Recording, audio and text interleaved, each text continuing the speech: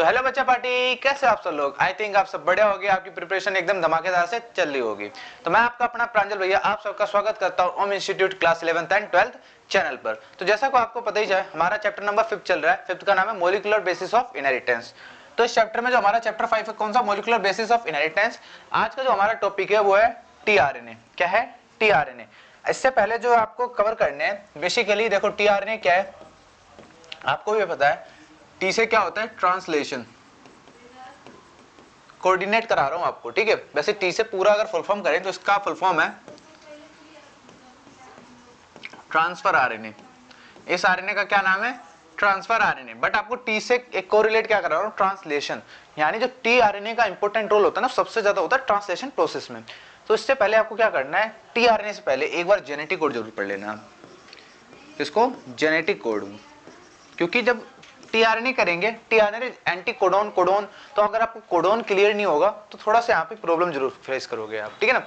तो इससे पहले क्या करोगे आप, पहले इन चीजों को क्लियर कर लेना, फिर हम पहले इनको क्लियर करके फिर आप टीआरएनए देखना। तो चलो टीआरएनए को समझते हैं। टीआरएनए क्या है basically? TRNA the adapter molecule. Topic का नाम क्या है? TRNA the adapter molecule. अच्छा, इसे एडेप्टर मॉलिक्यूल की कहा जाता है, किसी चीज को अडॉप्ट करता है, ठीक है, मतलब लेके जाता है। तो देखो टीआरएनए मतलब क्या है? Transfer RNA is called as adapter molecule. क्यों कहा जाएगा, इसे हम पढ़ेंगे। क्योंकि एक एंड पे क्या करता है, tRNA recognize the codon on mRNA through its anticodon, and the other end carries a specific amino acid, ठीक है। तो देखो बेसिकली पॉइंट क्या कहना चाह रहा है आपसे, कि जब आपने एक एमआरएनए का स्ट्रक्चर पढ़ा होगा तो मैंने आपको बताया कि स्ट्रक्चर कैसा होता है। तो अगर मान लो एमआरएनए का स्ट्रक्चर क्या होता है? Single strand. एमआरएनए कैसा होता है? हमेशा सिंगल स्ट्रैंड होता है। अब क्या होगा, इसके पास कुछ ना कुछ तो नाइट्रोजनस बेस होगा। क्या होगा? कुछ ना कुछ तो नाइट्रोजनस बेस होगा।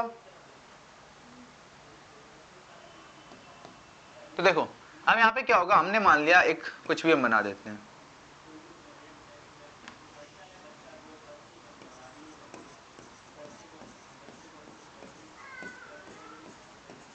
ठीक है। एक हमने सीक्वेंस बना लिया। अब क्या होगा, टीआरएनए क्या करेगा? ट्रांसलेशन में हेल्प करता है एमआरएनए से। ट्रांसलेशन क्या होता है? अगर हम ट्रांसलेशन की बात करें, किसकी? ट्रांसलेशन की, तो क्या होता है, जहां पे एमआरएनए, जहां पर एमआरएनए किस में कन्वर्ट हो जाए? एमआरएनए प्रोटीन में कन्वर्ट हो जाए। किस में कन्वर्ट हो जाए? एमआरएनए प्रोटीन में कन्वर्ट हो जाए, उसे हम क्या कहेंगे? उसे कहेंगे हम ट्रांसलेशन, ठीक है ना। उसे हम क्या बोलेंगे? उसे हम बोलेंगे ट्रांसलेशन। जहां क्या हो, एमआरएनए प्रोटीन में कन्वर्ट हो जाए। तो बेसिकली इसमें देखना क्या है, जब एक टीआरएनए है ना, टीआरएनए का आपको पहले स्ट्रक्चर दिखाता हूं कि टीआरएनए दिखता कैसा है। देखो ये एक स्ट्रक्चर है टीआरएनए का। क्या है? ये एक स्ट्रक्चर है टीआरएनए का। ऐसे देखो आप क्लोवर लीफ लाइक स्ट्रक्चर मिलेगा। क्लोवर मतलब लॉन्ग होता है ना, लॉन्ग, उस टाइप का आपको ऐसा स्ट्रक्चर मिलेगा। या फिर इसे हम कहते हैं इन्वर्टेड एल। क्या बोलेंगे हम? Inverted L like structure. Inverted L like structure. उल्टा एल मतलब बेसिकली एक तरह से आपको लग रहा है ना उल्टा एल। देखना ध्यान से एक बार, ये देखो उल्टा एल लग रहा है। एल कैसे होता है? ये देखो इस टाइप का लगेगा,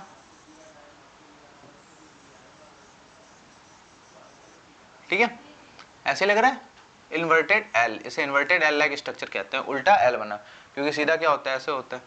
उल्टा क्या हो जाएगा? इस टाइप का होगा। तो इसे क्या कहेंगे? Inverted L like structure. और क्लोवर लीफ क्यों कहते हैं? लाइक देखो यहां पर इसी टाइप का है, क्लोवर, लॉन्ग जैसा स्ट्रक्चर। क्या है? लॉन्ग जैसा स्ट्रक्चर। इसीलिए हम क्या बोलते हैं इसे? क्लोवर लीफ लाइक स्ट्रक्चर, या फिर इसे हम क्या कहते हैं? Inverted L like structure. देखो tRNA has clover leaf secondary structure and L shape tertiary structure. Basically अगर आप बात करें, नॉर्मली करें, तो इसे हम इन्वर्टेड एल, या फिर ये थोड़ा सा और डिटेल में आ जाता है कि टीआरएनए का जो क्लोवर लाइफ है वो सेकेंडरी स्ट्रक्चर होता है, एंड जो इन्वर्टेड होता है वो एल होता है।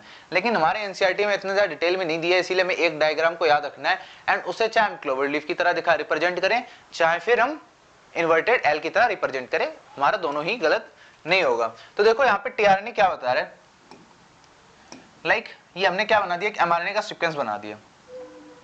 सीक्वेंस बना दिया हमने एमआरएनए का। अब देखो टीआरएनए हमें करना क्या है। टीआरएनए कुछ इस प्रकार सा होता है, ठीक है, कुछ इस प्रकार का होगा। जिसके एक एंड पे, ये हमने मान लो एक समझ लो टिपिकल mRNA है, ठीक है, क्या है ये टिपिकल tRNA, सॉरी mRNA नहीं tRNA। अब इसके क्या है, इसके दो एंड है, एक ये एंड और एक ये एंड, ठीक है, क्या है दो एंड है।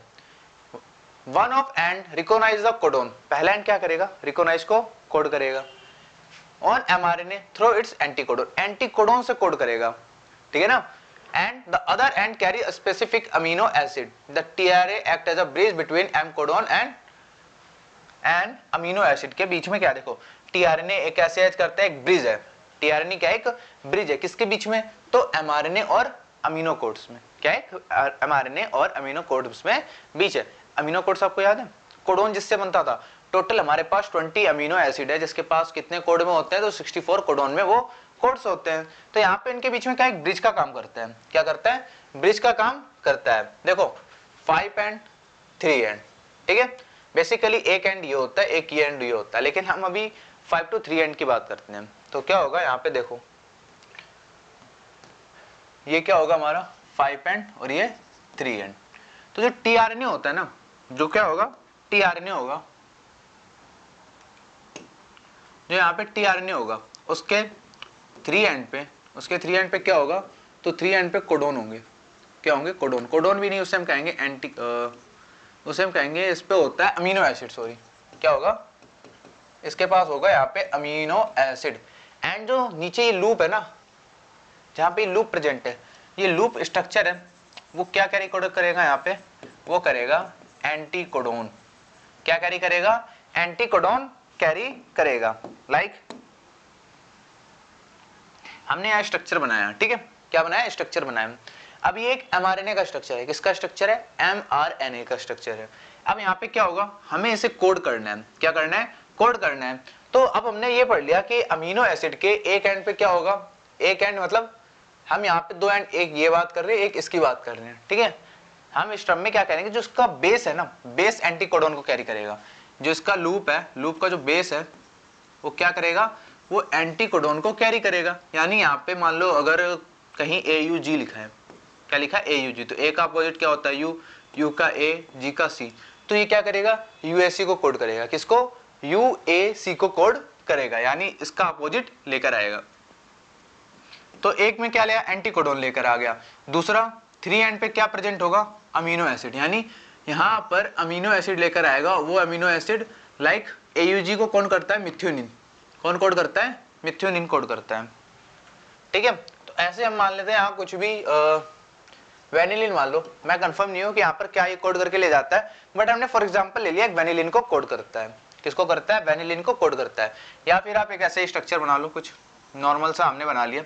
तो यहाँ पे जो 3 एंड है, यहाँ पर जो 3 एंड है, यहाँ पर मिथ्योनिन कोड करेगा। अगर कॉम्प्लीमेंट्री बेस में क्या लेकर आएगा, AUG, कॉम्प्लीमेंट्री बेस में अगर क्या लेकर आया, AUG लाएगा, तो उसका कोड कौन करेगा, मिथ्योनिन। लेकिन ये हमेशा याद रखना, अमीनो एसिड हमेशा किस एंड पे होगा, तो 3 एंड पे, और बेस पे क्या होगा, AUG। tRNA का स्ट्रक्चर में एक ही चीज हमें याद रखनी होती है, क्या रखना होता है कि जो इसका नीचे कॉम्प्लीमेंट बेस है ना, जो बेस है वो क्या करता है, mRNA को रीड करता है, क्या करेगा, mRNA को रीड करेगा। जो क्या है, tRNA का बेस है, आई मीन डायग्राम से समझते हैं, आपको अच्छे से और समझ में आएगा। लाइक ये mRNA है, ठीक है। अब यहाँ पे एक tRNA आएगा, क्या करेगा, tRNA आएगा। पहले तो इसको सीक्वेंस को क्या करेगा, mRNA सीक्वेंस को रीड करेगा, एंड इसका जो अपोजिट उसे कहेंगे एंटीकोडोन, इसे क्या कहेंगे हम, एंटीकोडोन। इस एंटीकोडोन को क्या करेगा,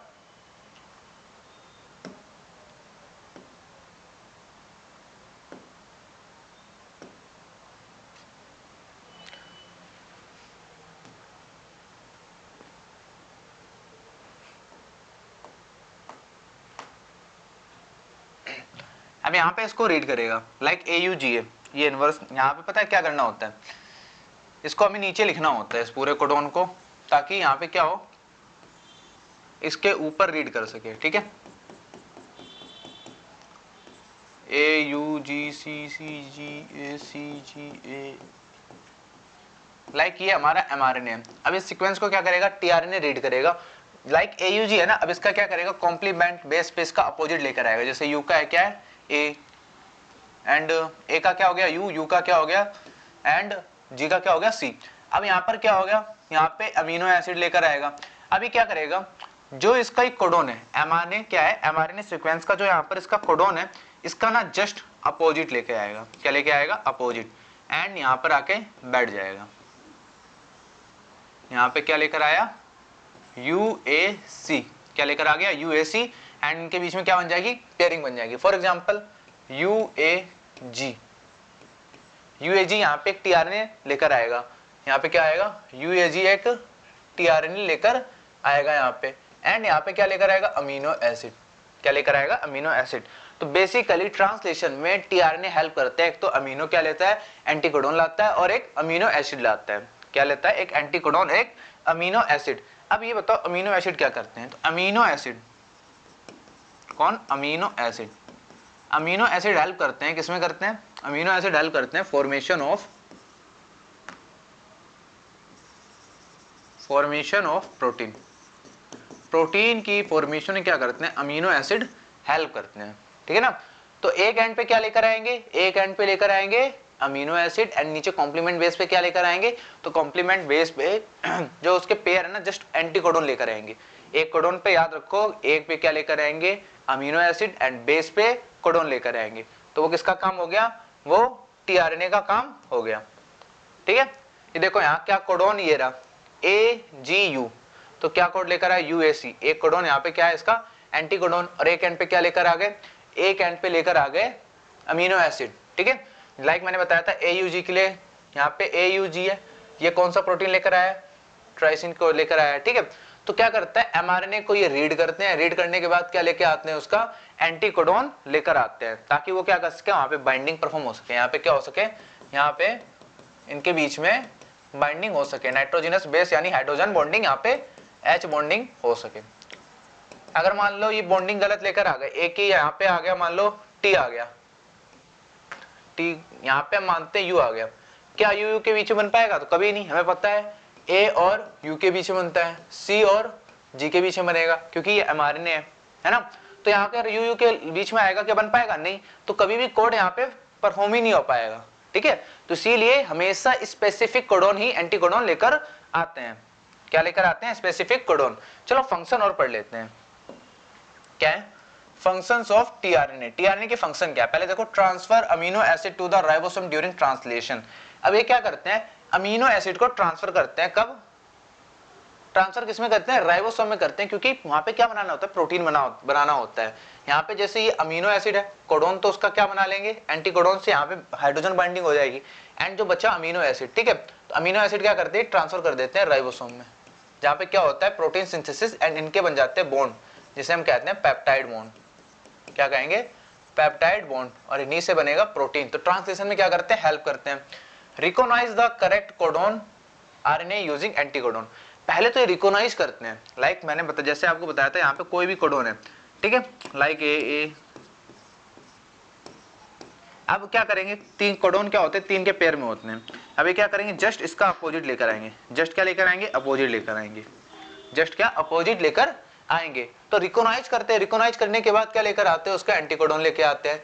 ensure the correct sequence of amino acid to growing polypeptide chain, और ये भी इंश्योर करते हैं कि ऐसा नहीं गलत कहीं ना आ जाए, क्या है गलत, यहाँ पे कहीं अमीनो एसिड ना आ जाए, उसी का सेम अमीनो एसिड आ जाए, जिससे क्या हो, पॉलीपेप्टाइड चेन बन सके, यानी प्रोटीन बन सके, उससे क्या बन सके, प्रोटीन बन सके। तो टीआरएनए में इतना ही है, ठीक है ना। टीआरएनए में बस इतना एक छोटा सा टॉपिक था, याद जरूर कर लेना। इसके बाद असाइलेशन ऑफ होता है, जिसे हम देखो, असाइलेशन बेसिकली क्या हो गया, चार्जिंग ऑफ टीआरएनए, इसे कहते हैं असाइलेशन ऑफ आरएनए। इसे हम ट्रांसलेशन के अंदर ही पढ़ेंगे, किसके अंदर पढ़ेंगे, ट्रांसलेशन, क्योंकि क्या है, जिस दिन हम ट्रांसलेशन पढ़ेंगे वहां पे इसकी जरूरत पड़ेगी, ठीक है ना, वहां पे क्या पड़ेगी, इसकी जरूरत पड़ेगी। तो उसी टाइम हमने इसे भी कवर कर लेंगे, जिससे हमारा और कॉन्सेप्ट क्लियर हो जाएगा, जिससे क्या हो जाएगा, और हमारा कॉन्सेप्ट क्लियर हो जाएगा। तो मिलते हैं फिर नेक्स्ट वीडियो में, तब तक के लिए जितने आपके प्रीवियस टॉपिक है उनको कवर जरूर कर लेना।